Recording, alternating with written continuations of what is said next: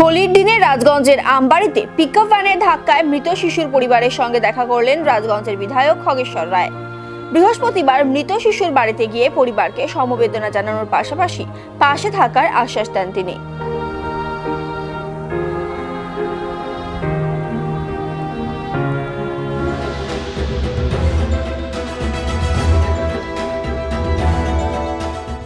গত সোমবার দুপুরে আমবাড়ির ৯ নম্বর কলোনি এলাকায় হাতিমোড়ের দিক থেকে পণ্য বোঝাই একটি পিকআপ ভ্যান নিয়ন্ত্রণ হারিয়ে রাস্তার পাশে থাকা ৩.৫ বছরের এক শিশুকে ধাক্কা মারে। ঘটনাস্থলেই মৃত্যু হয় শিশুটির। এরপরে উত্তেজিত জনতা গাড়িটিতে আগুন ধরিয়ে দেয়। খবর পেয়ে আমবাড়ি ফাঁড়ির বিশাল পুলিশ বাহিনী ঘটনাস্থলে পৌঁছয়। আগুন নেভাতে ঘটনাস্থলে পৌঁছয় দমকলের একটি ইঞ্জিন। পরিস্থিতি সামাল দিতে গিয়ে কয়েকজন পুলিশ কর্মীও আহত হন। বিক্ষুব্ধ জনতা গাড়ির চালককে মারধর করে। আহত গাড়ির চালককে চিকিৎসার জন্য হাসপাতালে পাঠানো হয়।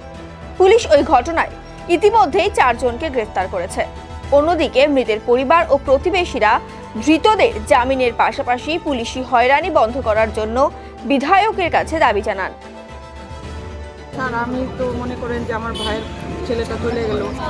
এখন একটা দুর্ঘটনা হলে তো লোকজন আসবে, কার গায়ে কার মারামারি হয়েছে, কি হয়েছে না হয়েছে, যাকে পাচ্ছে তাকে তুলে নিয়ে গেছে।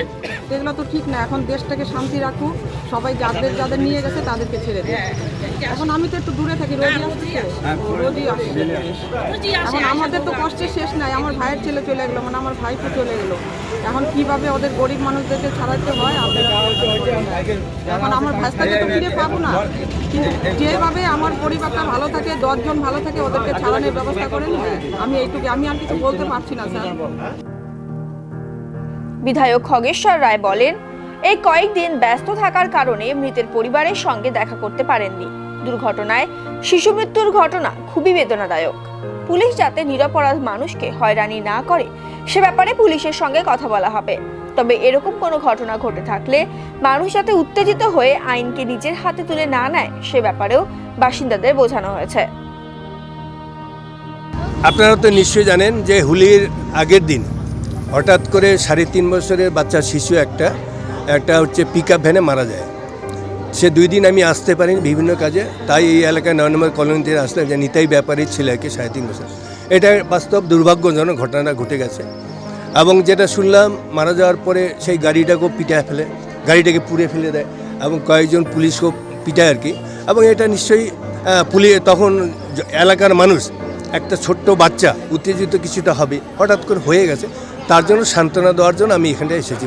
সেই পরিবারকেও আমি সান্ত্বনা দিলাম। এই এলাকার যারা শুধু নাগরিক যারা আছে ওরা সবাই ভয় পায় যে পুলিশ যখন তখন তাদের বাড়িতে হানা দেয়। সেটাও সাথে সাথে পুলিশকে আমি ফোন করলাম যাতে যখন তখন হানা না দেয় এবং যে দোষী তাদেরকে অ্যারেস্ট করুক, যে দোষী না বিনা দোষে তাদের জন্য অ্যারেস্ট না করে বা বিনা দোষে যেন তাদের বাড়িতে হয়রানি না করে, এটাই বললাম। গ্রামবাসী বললো, গ্রামবাসী একটাই আবেদন করলো আমার কাছে যে বিনা দোষে আমাদের বাড়িতে যেন পুলিশ হানা না দেয়। আমি ওদেরকে আশ্বাস দিলাম এবং সাথে সাথে পুলিশকেও ফোন করলাম যে বিনা দোষে যাদের বাড়িতে যখন তখন যাদের বাড়িতে যেন হানা না দেয় এটা। এবং পুলিশ আশ্বাস দিল যেগুলো বাড়িতে যাবে না। না, বিষয়টা এটা বাস্তব যে সেটা বিরাট দুঃখজনক ঘটনা। 3.৫ বছরের বাচ্চা, তাই না? হঠাৎ এখন অ্যাক্সিডেন্ট যেটা বলি, ওই যে বাবা খুব কান্নাকাটি করে। আমি বললাম দেখুন, অ্যাক্সিডেন্ট কেউ ইচ্ছা করে না। হঠাৎ কখন কি হবে না হবে, এটা দুর্ভাগ্যজনক। তোমার ভাগ্যে এরকম আছে, হঠাৎ হয়ে গেছে। কাজে তুমি উত্তেজিত হবে না, শান্ত দেখি তোমার পরিবারকে কীভাবে সান্ত্বনা যায় তার ব্যবস্থা নিশ্চয়ই আমি করবো, আমি কথা দিই। এবং দুঃখজনক ঘটনা, এটা বাস্তব। 3.৫ বছরের বাচ্চা আমারও যদি হয়, তোমারও যদি হয়, প্রত্যেকে একটা দুঃখ হয়ে যায়। কিন্তু সাধারণ পাবলিক তো বুঝে না, উত্তেজিত হয়ে যায়। উত্তেজিত এখন এটা বুঝাতে হবে, সাধারণ মানুষকেও বুঝাতে হবে, মানুষ হুট করে যেন উত্তেজিত না হয়। আরও অনেক কিছু ঘটনা ঘটতে পারতো, ঘটতে পারতো কিন্তু তাই বললাম পাবলিকে কেউ যেন যখন তখন কোনো ঘটনা ঘটে উত্তেজিত যেন মানুষ যেন না হয়, তাই সেটাই বললাম, বুঝালাম আর কি।